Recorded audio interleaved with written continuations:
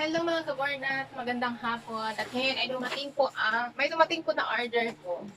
In-order ko to para kay Ate Kiana. Dumating na parang karang araw ko pa lang to in-order. Tapos ngayon dumating na. Buksan natin guys.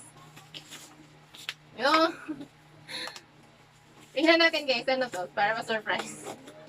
Binilan ko si Kiana nito kasi, nabalitaan ko kasi si Kiana na nangunguha na naman daw siya ng mga Mahilig kasi siya sa makeup, guys. Kaya binilhan ko na lang siya ng makeup set. Tcharan! Ayan. Binilhan ko siya ng makeup set, guys. Pinatanong ko kasi kay kay Marintel kung ano ang gusto niya. Tapos sabi niya kasi, kahit ano na lang daw.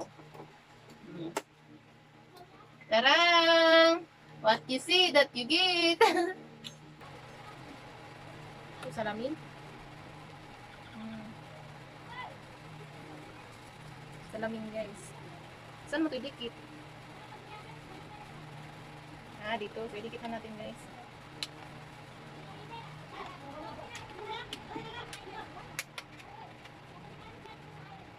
Yan. Ayun na, may salamin na siya, guys. Nilagay ko na yung salamin.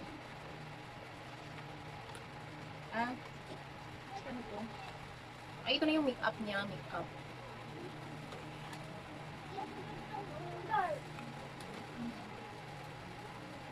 Ano to?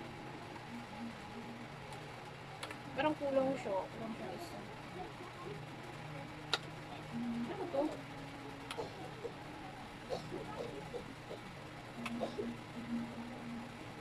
Sabi nito.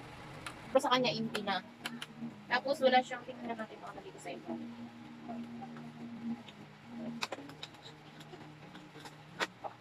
Ayan.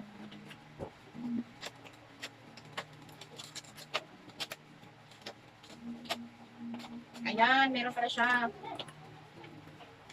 Nasa pinaka-ilalim yung anong yan. Ayan. Ay, may laman pa pala siya sa ilalim, yung mga makeup brush.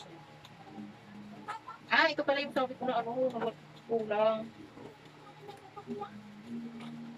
Ito na, yung sabi ko na kulang. Dito sa heart. Tabi sa heart.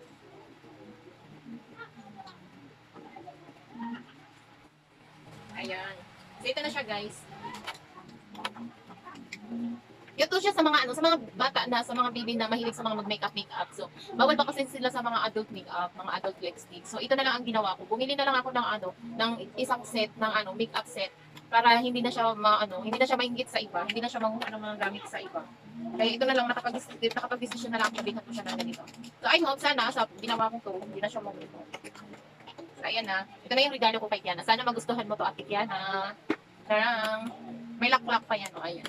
So,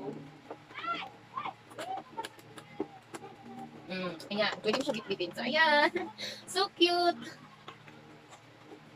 So, yun lang, guys. Babu.